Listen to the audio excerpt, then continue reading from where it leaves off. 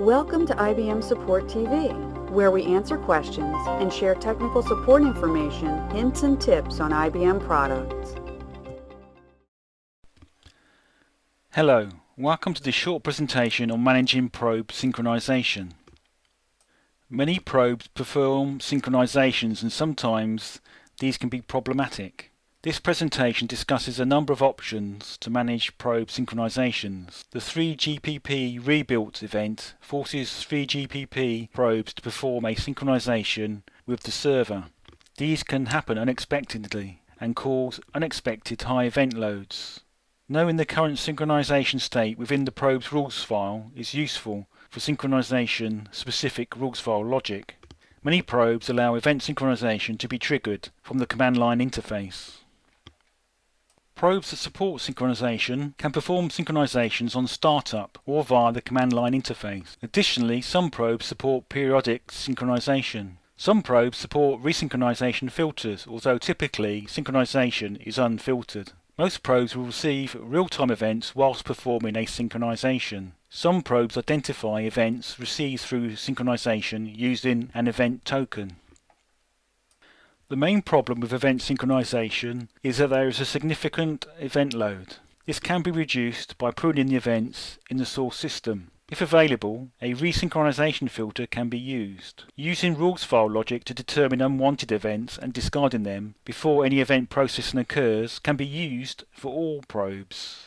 Sometimes synchronization occurs unexpectedly. Under these circumstances, the probe's rules file logic can be updated to discard events that were already processed by the probe before any event processing occurs.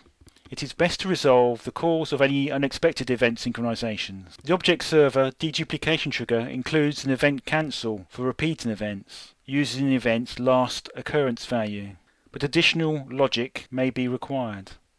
The 3GPP rebuilt event is a generic 3GPP event to inform 3GPP clients that a synchronization with a server is required. Probes, as 3GPP compliant clients, respond to this event by performing a resynchronization with the server. The cause of the 3GPP rebuilt event should be determined, and if it is unexpected, its cause should be rectified.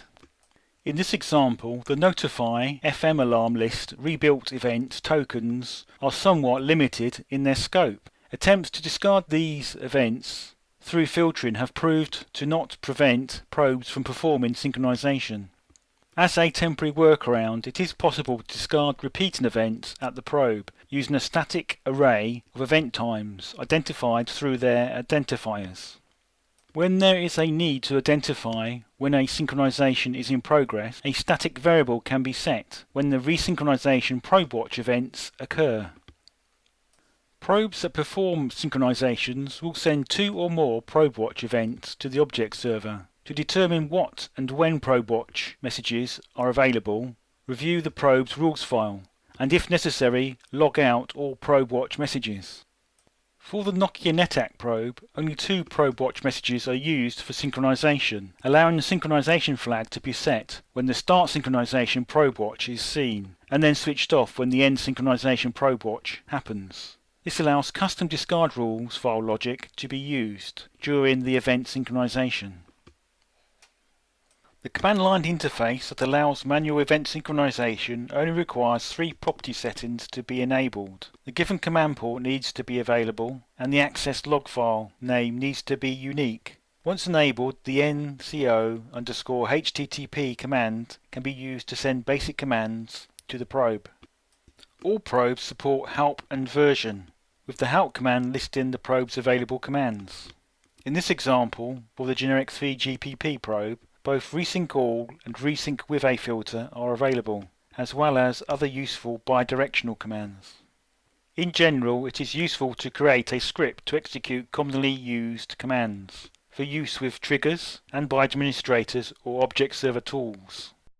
For the tools, the nco_pad is used to execute the actual nco_http command. Within production environments, it is best to have access to the port limited. The tool activates a trigger that performs the external action on a secured server running nco_pad. In the centralized implementation, it is possible to hold a synchronization lock to prevent multiple synchronization requests, as well as limit the number of requests made within a given time interval.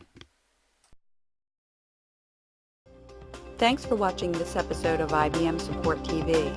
Please leave a comment with topics you would like to see in future episodes.